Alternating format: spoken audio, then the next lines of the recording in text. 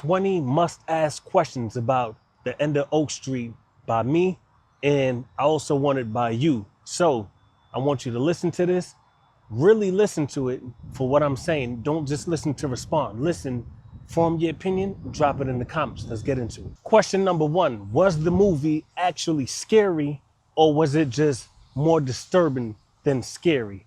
In my opinion, that shit was actually scary. Yeah, there were times where you're really leaning on the edge of your seat. There are times where you're really hoping and ready to scream at somebody for making one dumb decision or not making the decision fast enough. Yeah, it's a real thrill. It's real scary. I mean, come on, it's dinosaurs, but it's not dinosaurs forced or done in a bad way. It's dinosaurs done in a really good way, and they really did their thing on that. So I do gotta admit, that movie is thrills all the way. Question number two: did the slow moments actually add value to the movie, or did it slow it down in general? I'm not a yes man. I really enjoyed this movie, and I'm gonna just be real, okay? I'm gonna be real. Number one, I didn't even find it slow. I've seen some people say, oh, it started off slow and then it picked up and got really good. I don't see where it started off slow. It started off in a way that I would want it to start off, which is getting to know each character, so it kind of foreshadows what you can expect for them when shit goes down. If this person is scared of everything now, they're gonna be terrified of everything later. If this person is the smart one that's known to like think ahead of things, that's gonna be the person you're gonna want to go to when shit gets crazy. So, do I think the slow moments were somehow unnecessary? Absolutely not. I don't even see where it was slow. I thought it picked up at a great pace from the jump. So that's just my take on that. Question number three: was the movie genuinely satisfying, or did it fail to land the ending correctly? In my opinion, it was overly satisfying. The concept meshed well. Everything was well written. You could tell that the writers had to go back a few times to go, okay, if we want this to hit at the end, we better just plant this in from early. And it was done in a way that it's not overly predictable. The only way you could say it's predictable is in the sense of it's not like a real deep story behind it that you gotta put together like a puzzle. It's not, you're not dealing with David Fincher in Seven. You're dealing with Jurassic Park meets Stranger Things, right? So in that regard, it was very satisfying. Shit, I'd even say it's more satisfying than the end of Stranger Things. There's nothing to guess. There's nothing that goes, oh, that's stupid. It really warmed my heart how they ended that movie. I want to know your opinion though. Question number four: did the movie actually have something to say? Yes, because at the end of the day, I feel like any good movie, no matter how shallow or deep, is always going to have some kind of message, right? That's what makes a story a story. In regards to this movie, it's simple: gratitude, love. Do not take the small things for granted, not even the smallest things. Sometimes people do the smallest things to show you that they love you, and you should appreciate it in the moment. Hell, I had to call my wife right after this movie, so they nailed that one. Question number five: what was the dumbest thing that I seen a character do in this film, and why? Okay, I'll make it this simple without any spoilers. If you're in a crisis and something is crazy, you know, big dinosaurs, wild animals, whatever it is, if your dog breaks out of its own leash and goes roaming around and doing whatever it's doing in that kind of environment, stopping what you're doing, as vulnerable as you are, to go look for that dog knowing that you don't have a shot out there. I know all the dog lovers is gonna come from my head, but to me, that wasn't the smartest decision. Why do I say that? Dogs are more prepared for a situation like that than you are. They can run faster for longer. They have animal instincts, and dogs protect you more than you protect dogs when it comes to imminent danger like that. Agree or disagree? Drop it in the comment. I'm here for all the hate. Question number six: which character actually felt the most human and not just like a movie character? Hands down, the father. I thought it was kind of neck to neck with him and Anne Hathaway's characters, but the minute that he revealed why he was doing the side job and how he went about it, and I watched him put his pride aside to do that thing, I immediately was like, yeah, he takes the cake. I'm sorry. Yeah, he was the most likable one. Anne Hathaway, she did her thing too in terms of being relatable, but I would say the dad was the most likable, but that doesn't mean the most human though, right? Because you could be likable and still not that relatable. But I'm still gonna roll with the dad just because of what I told you. And if I do a spoiler free video, we could get more into that. But right now the answer is the dad. Question number 7, did the movie actually show too much, or what was not shown was that more effective? No, I don't think it showed too much. It showed everything you need to show. I mean, if they didn't show as much as they showed in terms of the dinosaurs, the action, the craziness, the chaos, it wouldn't hit. I mean, if you're gonna watch a dinosaur survival film, they gotta show it all, and you gotta have your budget right. So, yeah, they didn't show too much. Question number 9, was the villain, or in this case, the dinosaurs, actually scary themselves, or was it more so the environment? Nope. Those things were terrifying. I mean, down to the way that they depicted their teeth, their jaws, you could see the evil in their eye, the passion to kill. I mean, those things were just straight up terrifying, and they were leaving blood everywhere, and they were not holding back at all. They had no conscience at all. Yeah, I think you're gonna be pretty terrified of that villain. Question number 9, would a bigger budget have had done this movie justice? No, I don't even know what the budget is, but they use it very well. So I say if you do too much budgeting, the bigger the budget, the more you got to make back, right? In a day and time like today, even though movies are coming back and things are getting better, it's still a risk. So you got to do the best with what you have. But this movie did not feel like a low budget whatsoever. So curious to see how that's going to play out. Question number 11, if you could remove one scene completely from the film, what would it be?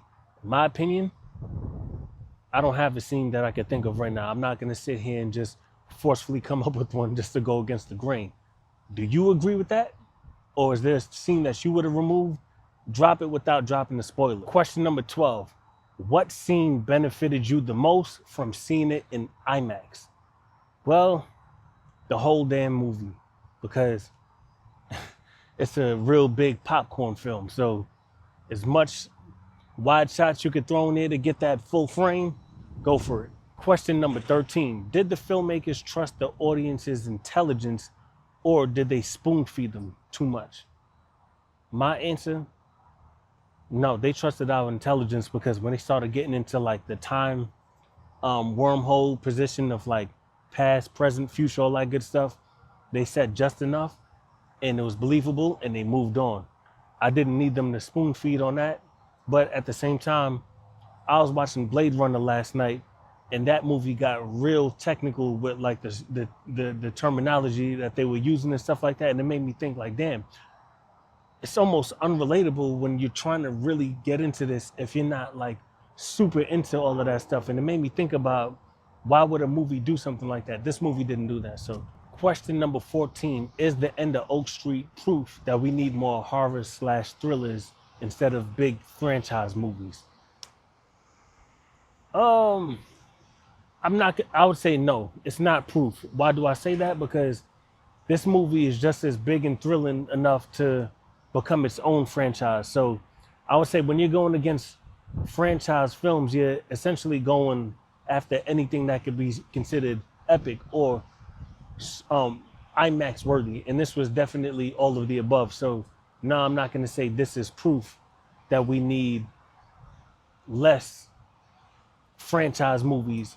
If anything, it shows you how to do a franchise movie to the fullest, or give it the justice that it deserves. Question number 15, does this movie need to be experienced in a theater, or can you enjoy it at home? Well, I mean, it just goes down to the basics, right? Anything epic you want to see in the theater for not really just the big screen, but that sound system. With that being said, I think any movie can be enjoyed at home. Shit, you can enjoy any movie on your damn iPhone Pro Max. It all comes down to the sound. If you're gonna watch this movie at home, here's how I suggest you do it. Get you a quality soundbar or something with a subwoofer, but if not, you could get you the Bose TV speaker that has a built-in subwoofer to a certain extent. That's the one I use. It's fulfilling. Or get you a noise cancellation Bose headphones, no plugs or nothing like that, but just being honest, that's what I use. A noise cancellation, the on-ear ones, not the in-ear ones, but the big ones. Those things will put you in a whole different world. It's so immersive. And number three, if you're gonna watch that at home, gotta eliminate all your distractions. You got kids, give them something to do. Let them know, look, I'm over here doing this. Make sure they're good with that. Let the mom know, watch the kids, make sure they're good, because I'm about to get into this. Make sure everybody's happy. They got their snacks, they're fed, they're good. Take care of all your responsibilities in the house so you could give it the attention it deserves and not have to keep pausing it to go deal with whatever distractions. And do not watch it while vacuuming and multitasking. But that's for all movies, even the bad ones. You got to give them the respect that they deserve. Question number 16. If critics and the general audience disagree a lot on this film, who do you think will understand it the most? 99%, I'm going with the audience. Critics go in there looking for a problem. I mean, they're critics. Their name is critic. Their job is to criticize. So I would say, hands down, that's like a no-brainer, the audience. Question 17. What do you think people who hate this movie will be missing? I would say a good time. Simple as that. If you don't like a movie like this, maybe you need something deeper, or I'm not sure what it is, but you'll be missing out on a good time and a lot of emotions. All right, the trailers don't show you how emotional this movie could be. So you might be missing out on some deep character development that you didn't realize was there. Or maybe you did and you didn't like it, I don't know. Question 18. 5 years from now, will people still be talking about the end of Oak Street? In my opinion, hell yeah. This set a new, I don't want to say set a new standard over all of the Jurassic Parks, but there were a couple of things that I think it dug deeper into than Jurassic Park. Okay, they're all thrilling, but this one had a particular kind of warmth and family dynamic that I'm not sure. I got to go back and watch the Jurassic Parks to see if I felt that same thing there, but I don't remember feeling that exact warmth. And also, this movie was done really well. They didn't cheap out on anything, and especially not the effects. Those dinosaurs felt like a damn Game of Thrones dragon with the presence of it being in front of you and the scariness and the teeth and the crazy wild, all of the whole 9 yards. So yeah, I think people will be talking about it. And if it inspires anybody else to do something with dinosaurs, they're 100% going to use this as the new standard. Well, I think they're still going to go to Jurassic Park because that's always going to be the gold standard. But I think in recent times, people will look at this film and go, was it better than The End of Oak Street? And what did it do different? And also, this movie was hella original too. Very original. The whole concept of being secluded and the whole time travel situation, I like that. That was really cool. Question 19. What's this movie's biggest strength and its biggest weakness? In my humble opinion, its biggest strength is the originality. A lot of people want to do some kind of epic film. You want to touch dinosaurs, you want to touch a big shark or anything that's been done before. Don't just say, oh, well, it's been done before, so I'm just going to rely on the thrills because I can never remake Jurassic Park or I can never remake Jaws. No, find a new way to approach it. And I think they did that with the originality of them having the whole time travel thing and the whole neighborhood effect and the bubble and it just being that particular neighborhood. I thought that was really cool. And then the way that they messed with the whole wormhole situation, I'm not going to give it away. I thought that was real original, so that's his biggest strength. The movie's biggest weakness, if I gotta say the movie had a weakness, I would say maybe the little boy character.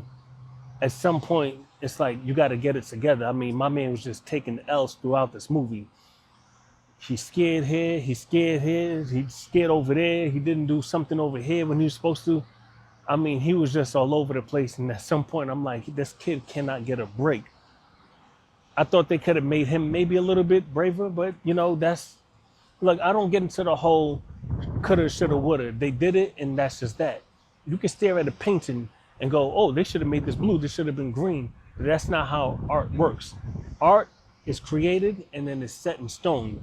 So, you know, I think it's always like kind of dumb when people go, I just wish they would have did this. I wish they would have did that. I can see why you would want to say that. I wish it would have did this and this, but it's not in your control to do that. You know what I'm saying? It's not a restaurant where you could just say, okay, well done. Okay, perfect. No, it's art. And you got to give it the respect, even if you agree or disagree, unless people do something that's just tragically stupid, which is definitely not the case in a movie like this. Question number 20, the final question. What score do you give this movie out of 10?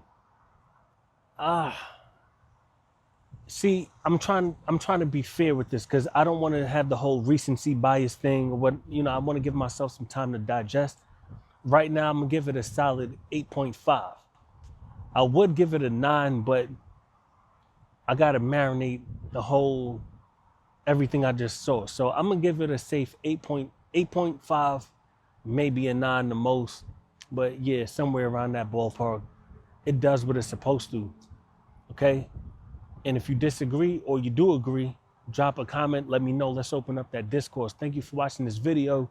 I appreciate it. You know, I figured, look, I'm gonna do something real structured and real easy to go through. Why? Because it's time to step it up. It's time to really get into these discussions and formulate some thought-provoking videos beyond just whatever I want to talk about. I'm taking the time to think about a wide range of questions that people would want to know or would want answered in a nice structured way. So if you appreciate the format, you know, drop a comment, let me know what you think. And as always, I'll see you in the next one.